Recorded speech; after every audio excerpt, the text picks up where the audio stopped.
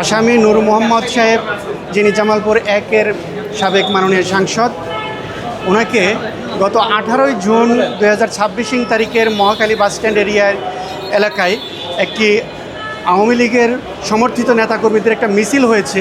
সেই মিছিলের সমর্থনে পরবর্তীতে আমরা দেখেছি, আপনাদের মিডিয়ার মাধ্যমে সেই মামলাও আমরা করেছি, শামীমারা বেবি আপা ওই মামলাটিতেই ওনাকে সন্দেহজনকভাবে গতকালকে তার নিজ বাসা থেকে গ্রেপ্তার দেখিয়েছেন।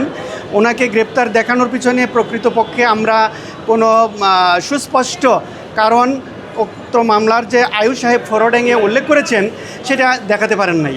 আমরা বিজ্ঞ আদালতকে সেটা বলার চেষ্টা করেছি। 7 দিনের পুলিশ রিমান্ডের আবেদন করেছিলেন রাষ্ট্রপক্ষ। আমরা সেই 7 দিনের পুলিশ রিমান্ডের আবেদনের বিরোধিতা করে রিমান্ড আবেদন বাতিলপূর্বক আমরা জামিনের আবেদন করেছিলাম। বিজ্ঞ আদালত আমাদের বক্তব্য শ্রবণ করেছেন এবং রাষ্ট্রপক্ষের বক্তব্য, উভয় পক্ষ বক্তব্য শুনানি শেষে বিজ্ঞ আদালত 3 দিনের পুলিশ রিমান্ড মঞ্জুর করেছেন। এখানে আমি একটা জিনিস স্পষ্টত বলতে চাই, শুধুমাত্র রাজনৈতিক প্রতিহিংসার কারণে আজকের এই প্রার্থী আসামিকে এই মামলায় সম্পৃক্ত করা হয়েছে। এর বাইরে আর কোনো কারণ অত্র মামলার এজাহারে তো নাই। অত্র মামলার যে ফরওয়ার্ডিং, এই ফরওয়ার্ডিংটাতেও তারা দেখাতে পারে নাই। বলেছে যে আওয়ামী লীগের নিষেধাজ্ঞা প্রত্যাহার চাই, জয় বাংলা স্লোগান দিয়েছে, বলেছে চলছে লড়াই চলবে, শেখ হাসিনা লড়বে। এগুলো তো কোনো অপরাধ, ফৌজদারি অপরাধ না।